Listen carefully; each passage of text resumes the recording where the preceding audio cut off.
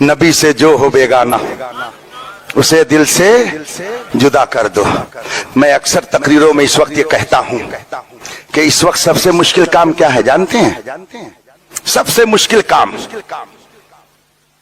کسی سینٹ سے آپ 1,00,000 کی فرمائش کیجئے، ہو سکتا ہے وہ آپ کو 5 لاکھ دے دے اور اس کو بھاری نہ گزرے۔ کسی بڑے سے بڑے عالم سے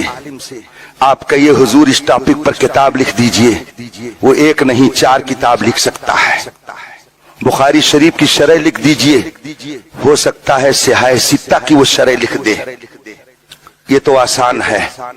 مگر کسی سیٹھ کا، کسی عالم کا اگر رشتہ دار کوئی بدعقیدہ ہو اور کہیے کہ اس کو چھوڑ دیجئے تو یہ بہت مشکل ہے، یہ کام بہت مشکل ہے۔ بڑے بڑے لوگوں کو دیکھا جاتا ہے پکے سنی بنتے ہیں، لیکن جب بات یہاں پر آ کر کے رکتی ہے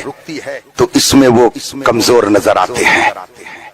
کمزور ہو جاتے ہیں۔ کیا بتائیں بیٹا ہے، کیا بتائیں بھائی ہے، کیا بتائیں چچا ہے، کیا بتائیں بھتیجا ہے، چھوڑے کیسے، کس کی جنگ مول لیں۔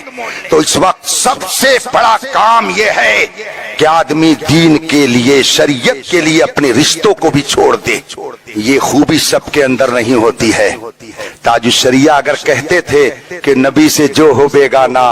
اسے دل سے جدا کر دو، پدر مادر برادر جان و مال ان پر فدا کر دو، یہ تاج الشریعہ صرف شعر ہی میں نہیں کہتے تھے، بلکہ تاج الشریعہ کی عملی زندگی بھی اسی کے مطابق تھی۔ چاہے گھر خاندان کا ہو یا باہر کا ہو، اگر ذرا بھی بدعقیدگی کا کچھ شائبہ نظر آیا، بلکہ بدعملی بھی اگر نظر آئی، تو تاج الشریعہ نے اس سے کنارہ کشی اختیار کر لی اور کہہ دیا یہ جس مجلس میں رہے گا میں نہیں رہوں گا، اگر یہ میرے گھر پہ آئے تو میں اس کو باہر سے بھگا دوں گا، میرے دروازے پر اس کا قدم نہیں آنا چاہیے۔ چنانچہ تاج الشریعہ کے قرب میں رہنے والے لوگ یہ جانتے ہیں، نہ جانے کتنے علماء جو تاج الشریعہ سے بہت قریب تھے، مگر وہ بدعقیدوں کے ساتھ ہوئے تو تاج الشریعہ نے دودھ، جس طریقے سے دودھ میں سے مکھی نکال کر کے باہر کیا جاتا ہے، تاج الشریعہ نے اسی طریقے سے ان کو اپنے سے جدا کر دیا۔ حتیٰ کہ خاندان کا اگر کوئی بدعقیدوں کے ساتھ جا کر کے ملا تو تاج الشریعہ نے یہ نہیں سمجھا کہ یہ میرا پیر ہے یا فقیر ہے،